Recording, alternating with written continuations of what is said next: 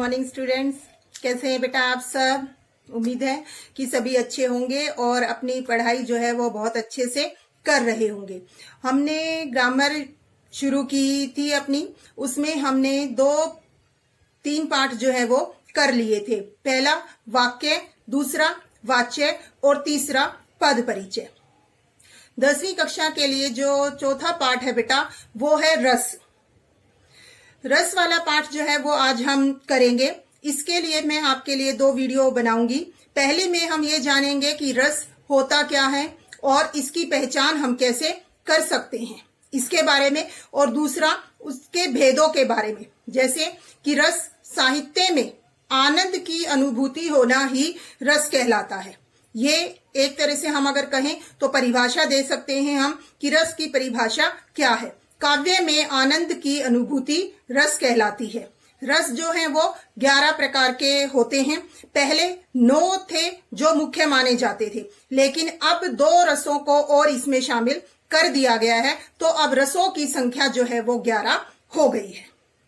थोड़ा सा समझने में मुश्किल है ये पाठ, लेकिन अगर आप ध्यान से सुनेंगे, उसको समझेंगे, तो आपको एक ही बार में बहुत अच्छे से समझ में भी आ जाएगा। इसके लिए एक तो आपको वीडियो जो है वो शुरू से लेके अंत तक देखनी पड़ेगी, ताकि आपको वो अच्छे से समझ में आ जाए।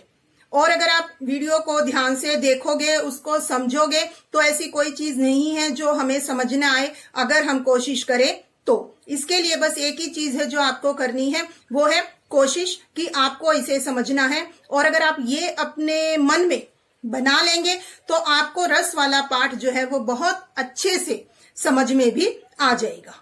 ठीक है, तो अब हम जो है अपना पाठ शुरू करेंगे और रस के बारे में इसमें जानेंगे। और अगली वीडियो में मैं आपको रस के भेदों के बारे में विस्तार से बताऊंगी।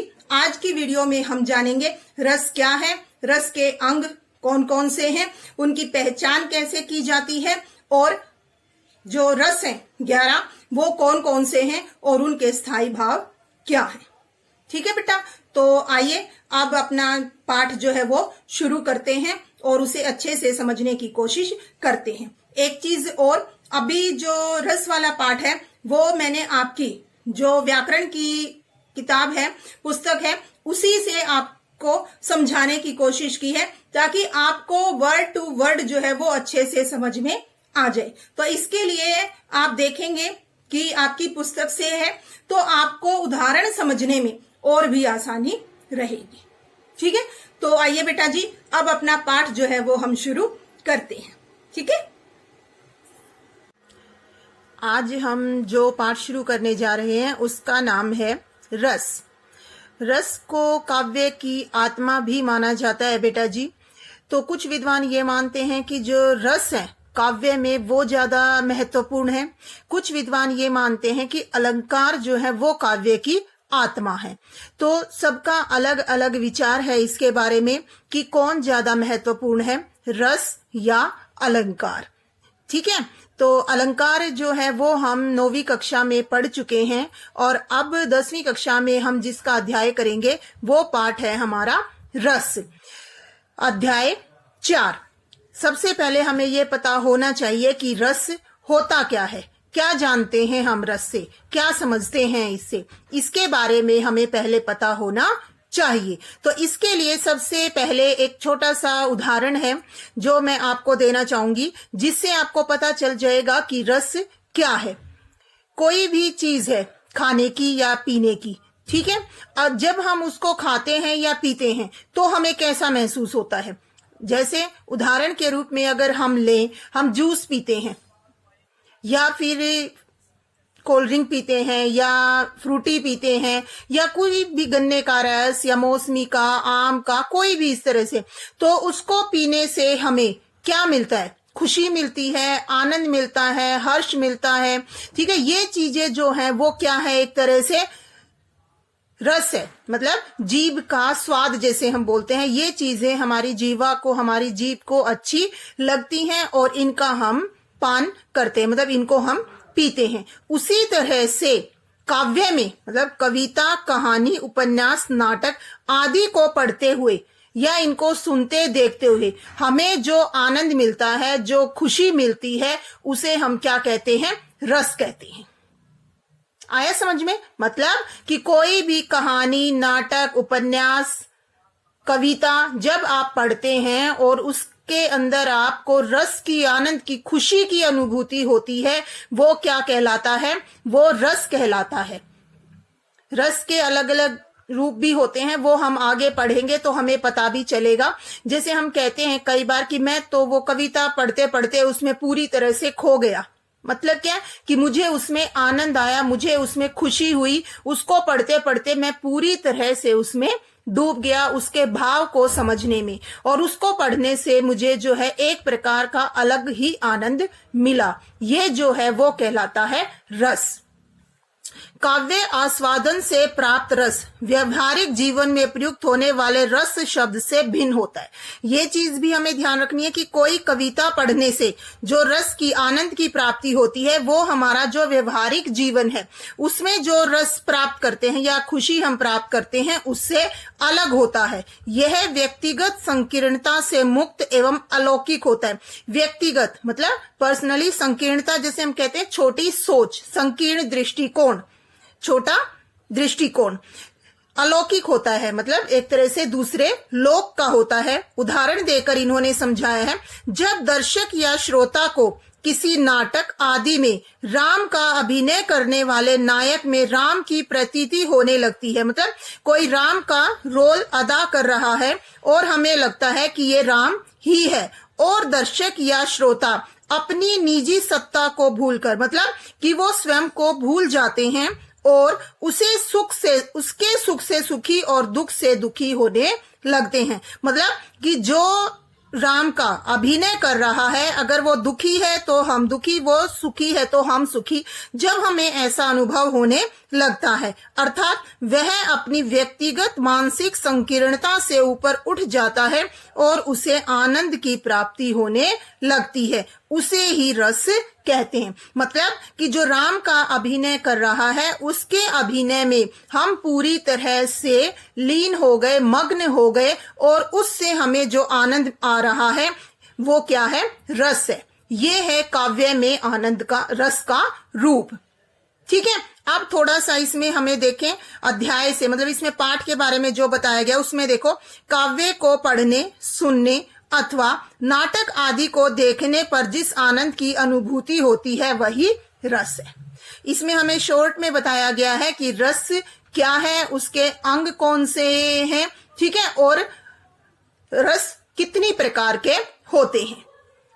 रस के 4 मुख्य अवयव होते हैं, अवयव यानी अंग होते हैं, स्थायी भाव, विभाव, अनुभाव, संचारी भाव। इनका अब हम एक एक करके आगे अध्ययन करेंगे। विभाव के आगे 2 भेद बताए हैं, आलंबन विभाव और उद्दीपन विभाव। अनुभाव 4 प्रकार के होते हैं, कायिक, मानसिक, आहार्य, सात्विक।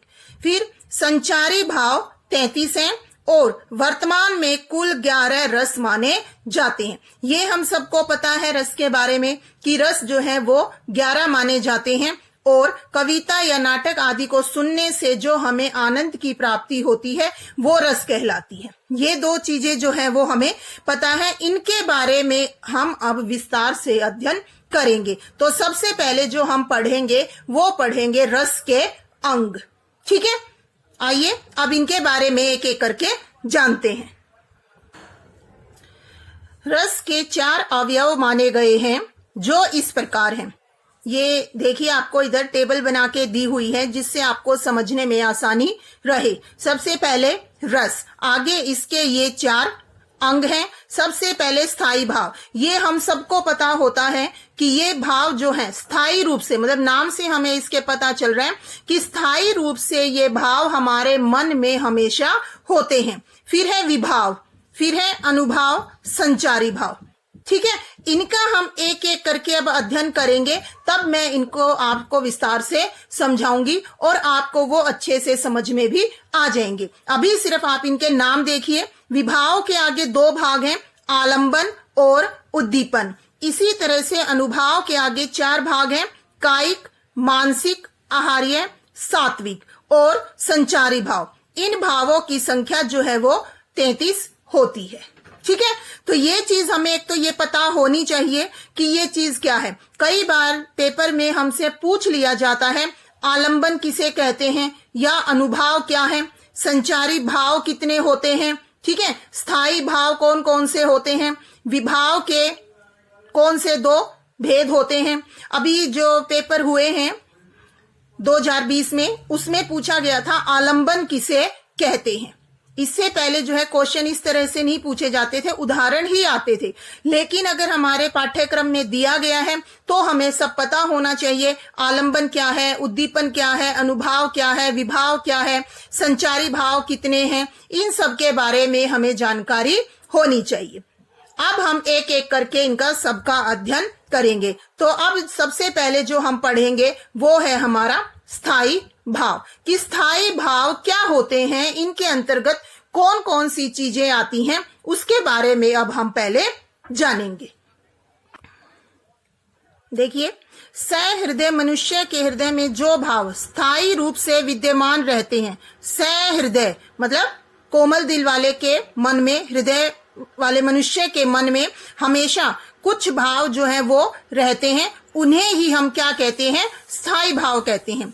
रस निरूपण में, रस के बारे में जानने में स्थायी भाव एक शास्त्रीय श्रेणी है, मतलब रसों को शास्त्रों में गिना जाता है। जितने भी शास्त्र हैं हमारे, उनमें हम रस के बारे में अध्ययन करते हैं। रस सिद्धांत में रस के लिए जो सिद्धांत बनाए गए हैं, नियम बनाए गए हैं, उनमें स्थायी भाव किसे कहते हैं, उस प्रधान मतलब उस मुख्य भाव को कहा जाता है जो रस की अवस्था तक पहुंचता है। मतलब एक यही प्रधान भाव होता है जो रस की जो चरम अवस्था है वहां तक पहुंचता है। कहने का मतलब क्या है कि अनुभाव और संचारी भाव किसी न किसी भाव को पुष्ट करते हैं। मतलब ये जो है अनुभाव है या संचारी भाव है, ये किसी न किसी भाव के बारे में बताते हैं जो रस दशा को प्राप्त करता है। मतलब क्या है कि अनुभाव और संचारी भाव स्वयं रस दशा तक नहीं पहुंचते, मतलब इनके द्वारा हमें रस की प्राप्ति नहीं होती।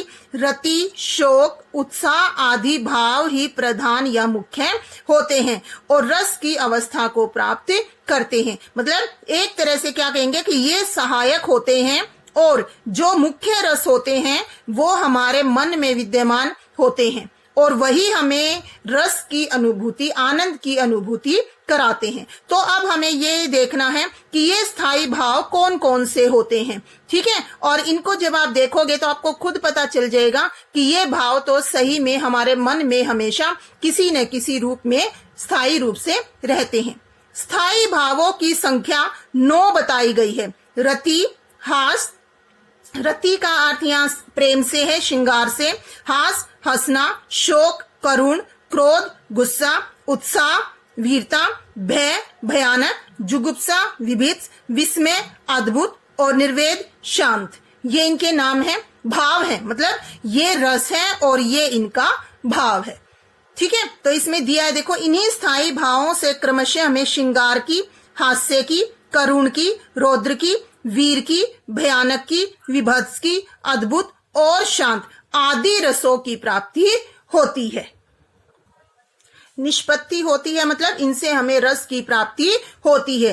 अब वात्सल्य, वात्सल्य यानी वत्सल और भक्ति रस को भी रसों की श्रेणी में रखा जाता है। कहने का मतलब क्या है कि 9 हमने उधर पढ़े हैं, 10 और 11, तो अब जो कुल रसों की संख्या है वो हमारी 11 हो गई है, जिनके स्थायी भाव क्रमशः वात्सल्य और देव विषयकृति, देव यानी देवता भगवान, उनके प्रति जो हमारा प्रेम है वो भक्ति रस में आता है। और वात्सल्य मतलब बच्चों के प्रति माता पिता का जो प्रेम है वो हमारा किस में आता है, वात्सल्य रस में आता है। तो इस तरह से रसों की संख्या जो है अब 11 हो गई है। तो ये है हमारे स्थायी भाव जो हमारे मन में हमेशा विद्यमान रहते हैं, स्थायी रूप से किसी भी व्यक्ति के मन में वो हमेशा पाए जाते हैं। दूसरा हमने अभी पढ़ा, स्थायी भाव के बाद क्या था, विभाव। विभाव क्या होता है, इसको समझने के लिए आप कह सकते हैं कि कारण, मतलब किसी भी वस्तु का, व्यक्ति का या घटना का कारण क्या है, किस कारण की वजह से वो चीज संपन्न हुई, ये चीज जब हमें पता चलती है तो वो किसके कारण पता चलती है? विभाव के कारण। मतलब विभाव एक तरह से यहां पर किसका काम करेगा? कारण का काम करेगा किसी भी चीज को जानने के लिए। तो अब इसको ध्यान से देखिए। जो व्यक्ति, पदार्थ अथवा बाह्य विकार, विकार यानी परिवर्तन, अन्य व्यक्तियों के हृदय में भावों को जागृत करते हैं।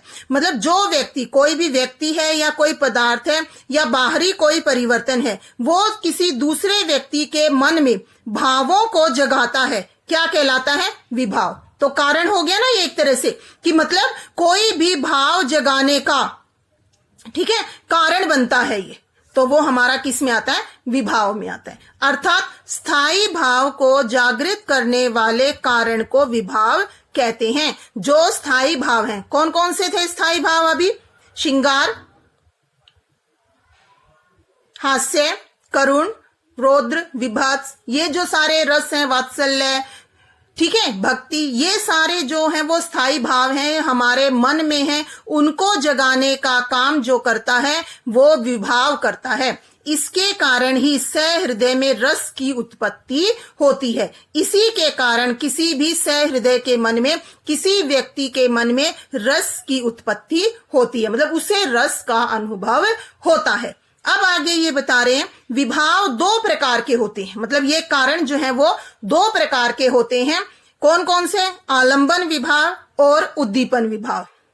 ठीक है, आलंबन और उद्दीपन अगर हम इनका सीधा अर्थ लें तो हमें पता है आलंबन होता है सहारा एक तरह से, उद्दीपन होता है उद्दीप्त करना, किसी चीज को बढ़ाना। मतलब जैसे कहते हैं ना कि अगर किसी को क्रोध आया हुआ है तो उसमें उसको दो चार बातें और बोल दो तो वो क्या होगी, उसका क्रोध क्या होगा, और ज्यादा बढ़ जाएगा। ठीक है, लेकिन हर शब्द का अपना एक अर्थ होता है, लेकिन जब हम उसका वाक्य में प्रयोग करते हैं तो उसके आधार पर उसका अर्थ जो है वो थोड़ा सा बदल भी सकता है। तो यहां पर आलंबन और उद्दीपन विभाव के क्या अर्थ हैं वो हम अब इसमें आगे जानेंगे।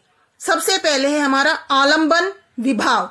जिस व्यक्ति अथवा वस्तु के कारण, ध्यान से देखिए, जिस व्यक्ति अथवा वस्तु के कारण कोई भाव जागृत होता है, मतलब कोई व्यक्ति है या कोई भी वस्तु है, उसके कारण कोई भाव जगता है, मतलब मन में कोई भाव आता है, उस व्यक्ति अथवा वस्तु को उस भाव का आलंबन विभाव कहते हैं। मतलब जिस व्यक्ति अथवा वस्तु के कारण कोई भाव जगेगा वो हमारा किस में आएगा, आलंबन विभाव में आएगा। ठीक है, मतलब जिसके कारण कोई भाव जगा, चाहे वो प्रेम का है, चाहे वो भक्ति का है, चाहे वो वात्सल्य का है, चाहे वो हास्य का है, चाहे वो वीरता का है, चाहे वो रौद्र का है, कोई भी भाव हमारे मन में जागता है जिसके कारण, तो वो हमारा क्या कहलाता है, आलंबन विभाव कहलाता है। आलंबन विभाव के भी इन्होंने आगे दो भेद किए हैं ताकि अच्छे से समझ में आ जाए कि आलंबन आखिर में है क्या। इसमें दो चीजें हैं, आश्रय और विषय। आश्रय का मतलब हमें वैसे पता है, आश्रय देना, किसी को सहारा देना बोलते हैं ना जैसे, ठीक है, जिसके मन में, अब ध्यान दीजिए, जिसके मन में रति आदि स्थायी भाव उत्पन्न होते हैं, मतलब जिसके मन में प्रेम आदि का भाव उत्पन्न होगा उसे हम आश्रय कहते हैं। जिसके मन में, मतलब जिस व्यक्ति के मन में प्रेम आदि का भाव उत्पन्न होगा वो आश्रय कहलाएगा। और विषय क्या होगा, जिस वस्तु या व्यक्ति के लिए आश्रय के मन में भाव उत्पन्न होगा, मतलब एक ये आश्रय जिसके मन में, ठीक है, स्थायी भाव उत्पन्न होगा, दूसरा क्या है, जिसके लिए उत्पन्न होगा। ये चीज आप ध्यान दीजिए, आश्रय हमारा है जिसके मन में स्थायी भाव उत्पन्न होगा, और विषय हमारा क्या, जिसके लिए वो स्थायी भाव उत्पन्न होगा उसे हम विषय कहते हैं। उदाहरण भी इन्होंने दिया है, देखिए, हरिश्चंद्र अपने पुत्र, मृत पुत्र रोहित अश्व को देखकर विलाप करते हैं। मतलब हरिश्चंद्र हैं और उनका मृत पुत्र रोहित अश्व है, और हरिश्चंद्र जो है उसको, उसके शव को देखकर रोने लगते हैं। इसमें हरिश्चंद्र आश्रय है जिसके मन में भाव जगा, और जिसके लिए भाव जगा वो कौन है, रोहित अश्व का मृत शरीर। तो ये क्या है, विषय है। इस चीज का हमें ध्यान रखना है। तो इस तरह से आश्रय और विषय दोनों मिलकर आलंबन विभाव बनाते हैं। मेरे ख्याल से अब आपको समझ में आ गया होगा आश्रय जिस व्यक्ति के मन में भाव जगते हैं, विषय जिसके लिए उसके मन में भाव जगते हैं। ठीक है, इसमें उदाहरण देके इन्होंने बहुत अच्छे से आपको यहाँ समझाया है और अब आपको समझ में भी आ गया होगा। इसके बाद अगला हमारा आता है उद्दीपन विभाव। आश्रय के मन के भाव को उद्दीप्त करने वाले, उद्दीप्त यानी बढ़ाने वाले। ये चीज जैसे मैंने अभी आपको बताई कि जिसके मन में, मतलब जिसके मन में, आश्रय क्या है? कोई व्यक्ति जिसके मन में स्थायी भाव उत्पन्न हुआ है किसी के लिए।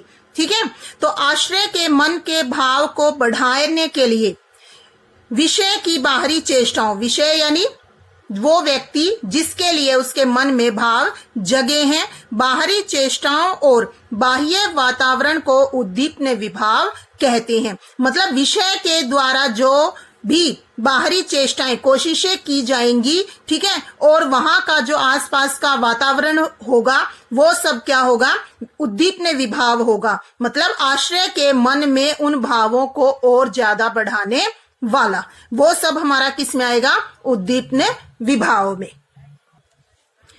उदाहरण के लिए देखिए, निर्जन वन में रात्रि के समय सिंह को देखकर, मतलब निर्जन वन है, कोई व्यक्ति नहीं है किसी वन में, रात का समय है और शेर को देखकर कोई व्यक्ति भयभीत हो जाता है, मतलब डर जाता है। इसमें भयभीत व्यक्ति क्या है? आश्रय है। ठीक है, और सिंह क्या है? विषय है। मतलब कि जिसको देखकर उस आश्रय के मन में वो भाव जगे। ये चीज पढ़ी है ना हमने ऊपर, किसी के मन में किसी के लिए भाव आना, वो चीज। ठीक है, जंगल का सुनसान वातावरण तथा सिंह विषय की चेष्टाएं, जैसे दहाड़ना, भयंकर मुख आकृति, झपट्टा मारने की क्रियाएं भय के भाव को और ज्यादा बढ़ाती हैं। अतः ये सभी क्या कहलाएंगे? उद्दीपन विभाव कहलाएंगे। मतलब हमें क्या ध्यान रखना है कि विषय के द्वारा, मतलब जिस व्यक्ति के मन में भाव जगे हैं, उन भावों को बढ़ाने के लिए दूसरे व्यक्ति के द्वारा क्या क्या चेष्टाएं या कार्य किए जा रहे, कौन कौन सी क्रियाएं उसके द्वारा की जा रही हैं उसको बढ़ाने के लिए, वो सारा हमारा किस में आएगा? उद्दीपन विभाव में आएगा। तो इसमें जैसे एक व्यक्ति है, ठीक है, वो आश्रय है, शेर जो है वो विषय है। ठीक है, इसके मन में, व्यक्ति के मन में भाव जगा डर का, किसको, किसके लिए? शेर के लिए। और उसको बढ़ाने का काम किसने किया? शेर की इन क्रियाओं ने। तो ये हमारा है उद्दीपन विभाव। उम्मीद है बेटा जी यहां तक आपको समझ में आ गया होगा। अब तीसरा आता है हमारा अनुभव। आश्रय की चेष्टाओं अथवा रस की उत्पत्ति को पुष्ट करने वाले, पूरा करने वाले, बढ़ाने वाले, आश्रय की जो चेष्टाएं हैं, कोशिशें हैं, या उसको जो रस की उत्पत्ति हो रही है, रस आ रहा है, उसको पुष्ट करना, पूरा करना, वे भाव जो विभाव के बाद उत्पन्न होते हैं, मतलब इसके बाद जो भाव उत्पन्न होंगे वो अनुभाव कहलाते हैं।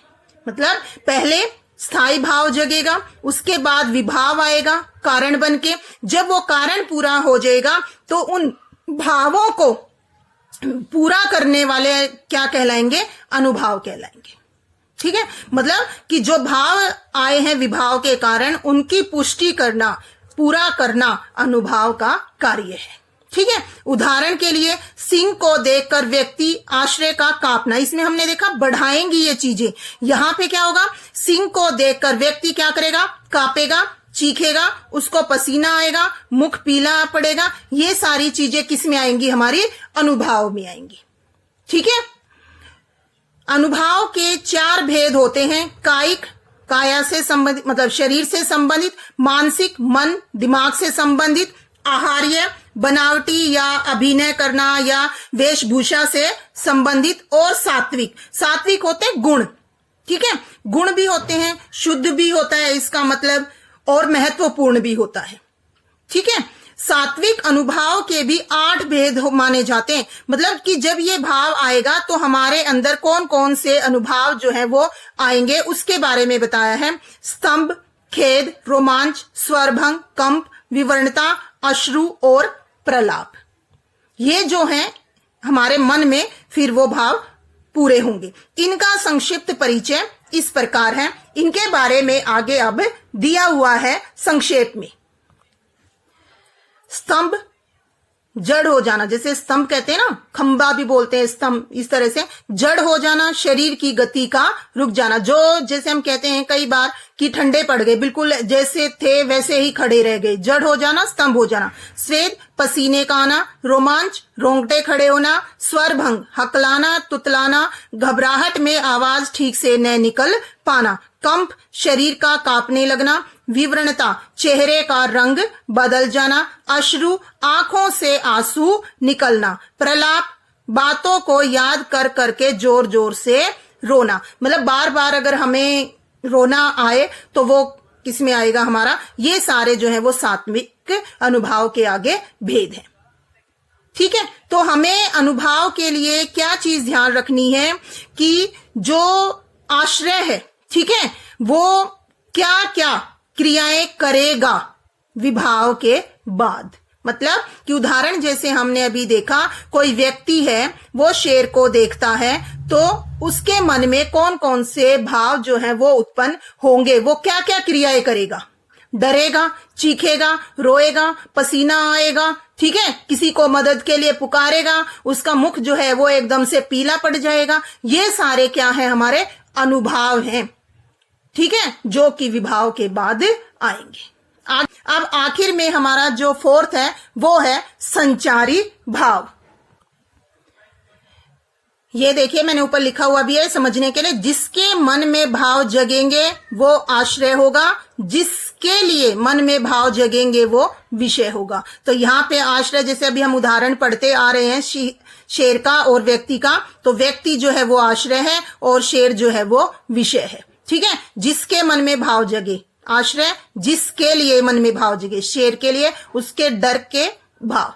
इसके बाद हमारा फोर्थ आता है संचारी भाव। संचारी का मतलब होता है संचरण करना, घूमना फिरना। इसी का दूसरा नाम है व्यभिचारी भाव भी। व्यभिचारी किसको बोलते हैं? व्यभिचारी का मतलब होता है कि जो एक स्थान पर स्थिर न रहे, जिसका कोई चरित्र न हो, समय समय पर जिसका चरित्र बदलता रहे, उसे हम व्यभिचारी कहते हैं। तो ऐसे ही इसीलिए इनका नाम संचारी भाव दे दिया कि ये एक जगह टिकते नहीं है। हमारे मन में जो स्थायी भाव होते हैं उनके साथ ही ये भाव भी हमारे मन में होते हैं, लेकिन स्थायी भाव हमारे मन में टिके रहते हैं और ये समय समय पर बदलते रहते हैं, इसीलिए इन्हें संचारी भाव कहते हैं। देखिए, आश्रय के मन में स्थायी भाव के साथ आते जाते रहने वाले अन्य भावों को संचारी भाव कहते हैं। आते जाते, इसी नाम से आपको पता चल गया होगा कि ये मतलब रुकते नहीं है। स्थायी भाव है, डर है, जैसे इसमें स्थायी भाव डर है, वो रहेगा भय, ठीक है, लेकिन इसके साथ और भी बहुत सारे छोटे मोटे भाव होते हैं संचारी भाव, जिन्हें हम कहते हैं, वो आएंगे और जाएंगे। मतलब कभी कोई आ गया, कभी कोई आ गया, वो अभी पढ़ेंगे तो पता चल जाएगा।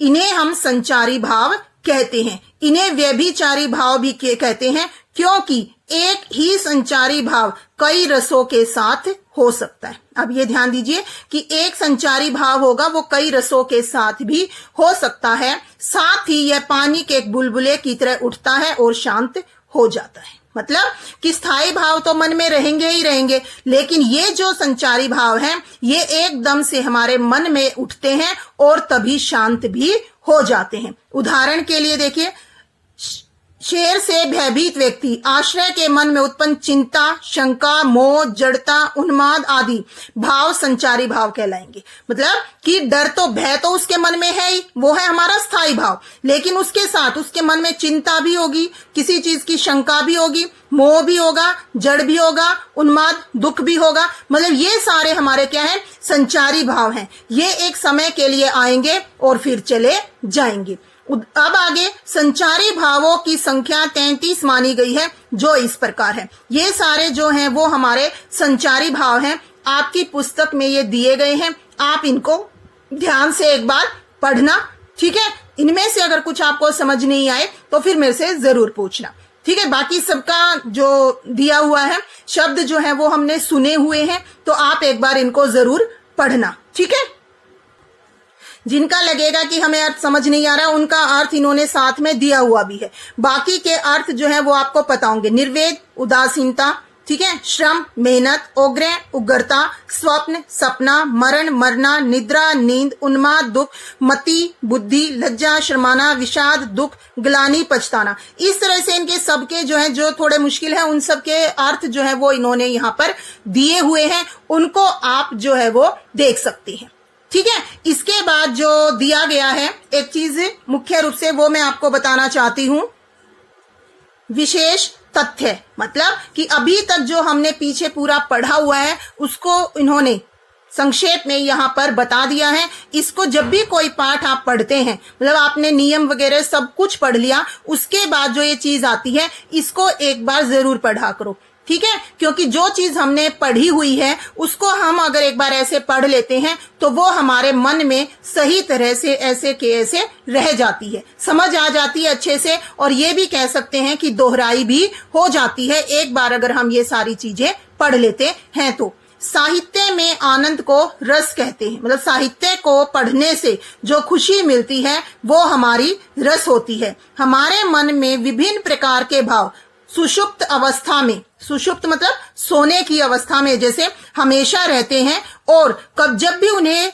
अनुकूल परिस्थिति मिलती है वो भाव हमारे मन में जाग जाते हैं तथा हमें रस की अनुभूति कराते हैं। जितने भी मनोभाव होते हैं, मन के भाव होते हैं, उन्हें हम दो भागों में बांट सकते हैं, सुखात्मक भाव और दुखात्मक भाव, मतलब सुख की अनुभूति देने वाले और दुख की अनुभूति देने वाले। साहित्य में सुख और दुख दोनों की अनुभूति को हम क्या मानते हैं?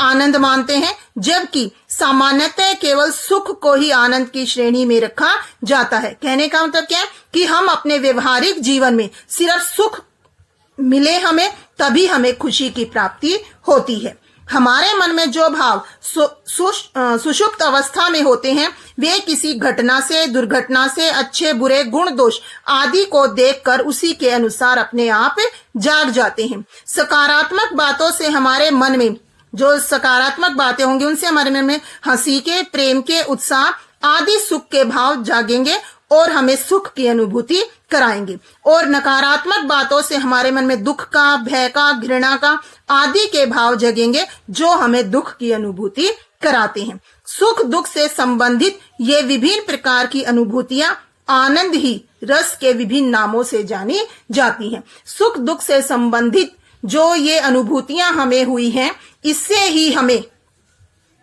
रस की प्राप्ति होती है। उम्मीद है आपको यहां तक सबको समझ में आया होगा। इसके बाद आगे अगली वीडियो जो मैं बनाऊंगी आप सबके लिए, उसमें हम जानेंगे रस के भेद। आगे जो रस होते हैं वो किस प्रकार से हम उनकी पहचान कर सकते हैं, ठीक है, किस प्रकार से हम उनको पहचान सकते हैं कि काव्य में या इस कविता में कौन सा रस है। प्रमुख स्थायी भाव तथा उनके रस, ये रस के नाम है, ये इनके स्थायी भाव है।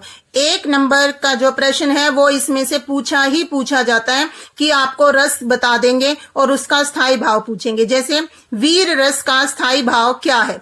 उत्साह। श्रृंगार रस का स्थायी भाव क्या है? प्रेम या रति। विभत्स रस का स्थायी भाव क्या है? घृणा, जुगुप्सा। ठीक है, इस तरह से एक प्रश्न तो आपका 1 नंबर का पूछा जाता है।